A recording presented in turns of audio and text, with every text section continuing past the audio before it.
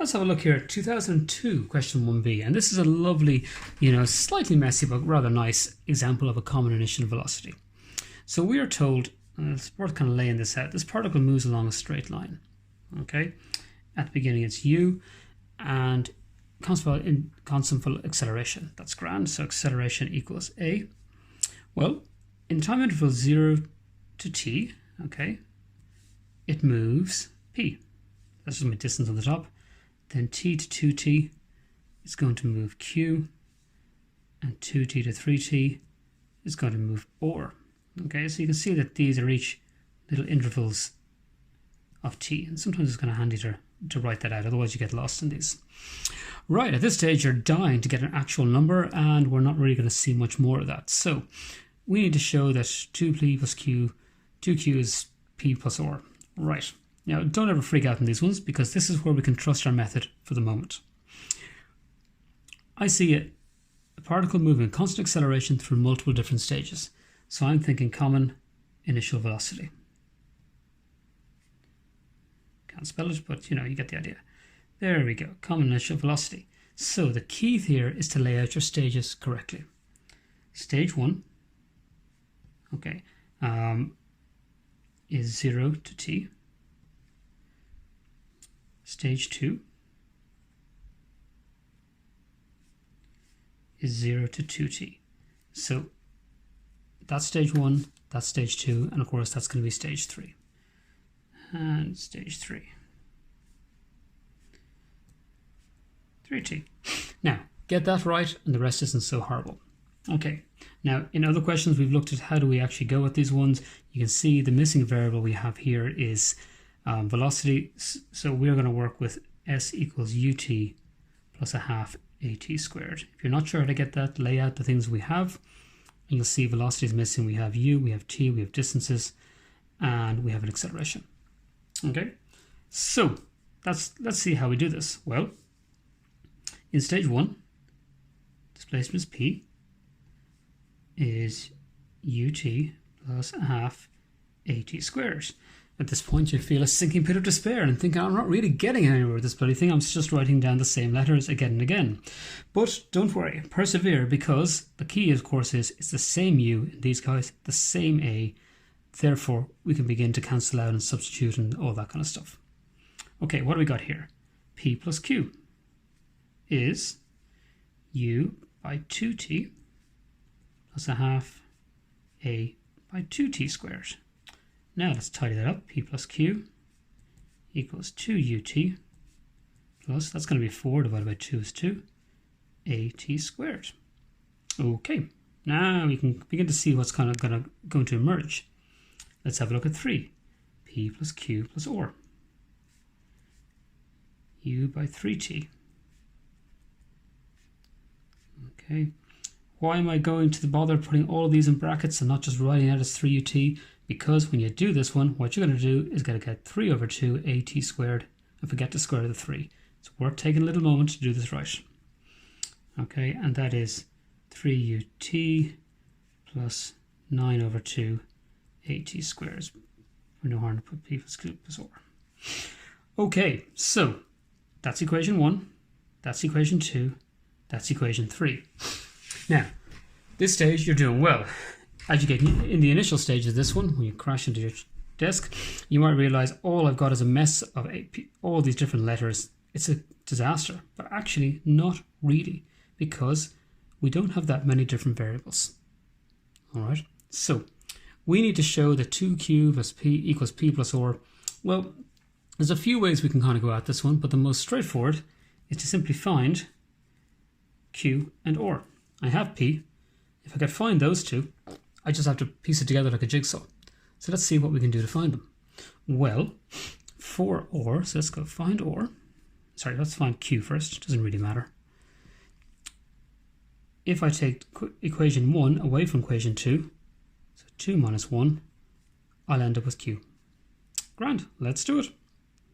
P plus q equals 2ut 2at squared. So this is a simultaneous equation, a bit of madness. Minusing this one, so minus equals minus ut minus a half at squared. So you can see we're going to get a nice little pattern here. And q will equal ut plus 3 over 2 at squared. Now I know what q is. A couple lines. So we're going to do exactly the same concept to find OR. How can I find OR? Well, have a little look around. You realize you can subtract equation 2 from equation 3 and off we go. So we're going to get 3 minus 2. So we end up with p plus q plus OR 3ut. Okay, I know it feels a little tedious at this point, and even I'm getting slightly bored of writing it. However, it is worth laying it out clearly, showing where your work is coming from, and that way, if you're trying to copy it up and down, you'll make mistakes. Most people will make mistakes. You're most likely in that collection of most people. Minus 2at squared. And that means these guys go away. So OR equals ut, and that's 4 over 2, so that ends up being 5 over 2. 9 minus 4, at squared. Okay, so now I got these guys. Show 2q is p plus OR. Well, this is slightly easier to do backwards, so I'm going to find p, which one? P plus OR, yes. P plus OR, and I'm going to show that's 2q. It's just a tiny bit easier, it's not the end of the world. So p plus OR, well, ut plus a half at squared plus ut plus 5 over 2 at squared. That equals 2ut plus 6 over 2 at squared, which I know is obviously 3, but look, bear with me for the moment. There's a tiny bit of method in my madness. We're showing that's 2q. Have a look at this. Let's see, can we divide it by 2? And what we're going to find is pull the 2 out of it. I end up with ut plus 3 over 2 at squared, which is, of course, 2q. So bring this down. P plus OR is 2q, qet. Ta-da. Okay, and you can see you can come at it from 2q. You'll get there in the end. Well, that's that. Now, what about the next bit of it? Show it travels a further distance. Well, what does that look like? In the time interval 3 to 40, this would be nice on that front. So it's another bit of a t. And look, let's just call this s. P, Q, or s. Stay with our alphabet. So we need to show that s, okay, we'll do this on a fresh sheet of paper. So what we're really asked is to show s equals 2OR minus q. Well, let's find s for starters. And that's simply stage 4. So let's have a look at that. That's 0 to 4t.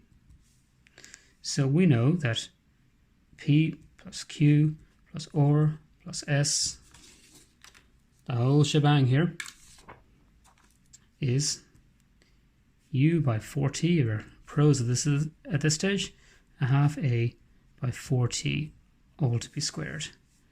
Okay, so we know that p plus q plus OR plus s is 4ut plus, that's going to be 16 divided by 2 is 8 at squared. Okay, so this is our normal kind of run of things. We want to find s, that's equation 4. So what you'll see is we want to remove p and q and OR, that's fine. We'll just take 3 away from it. So therefore we go 4 minus 3. Now, thank God we don't have to write this thing out again. We're just going to put 3 in down here. So it's minus p minus q minus OR is minus 3ut minus 9 over 2 at squared. Some people just like to minus the whole bottom line. I'll leave that up to you. You can figure that out. Okay, but that was equation 3 there. Leaving us with s equals ut plus, okay, figure this out whichever way you want, but that is going to be 16 over 2, so we'll end up with 7 over 2 at squared. Right. How do we show that is 2OR minus q? Well, this looks ugly. I can't see it quite as easily as the last time. So let's find 2OR minus q. Let's see what that equals, because we have OR and q. So 2OR is 2 times, what's OR? Let's come back here. ut and 5 over 2. Okay. At squared minus q. So what's q? Again, we'll come back to our first sheet here. Ut plus 3 over 2.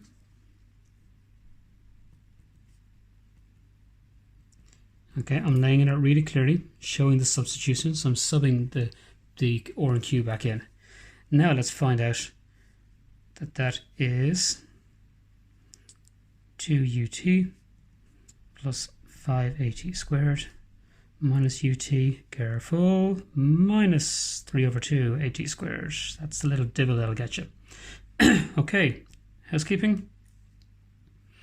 Ut 5 over 2 minus 3 over 2, sorry, 5 minus 3 over 2 is 10 over 2, so that will end up being 7 over 2 at squared, and that equals s. Ta-da! 2r minus q equals s, QED, quod erat demonstrandum, that which has been demonstrated. And there you go.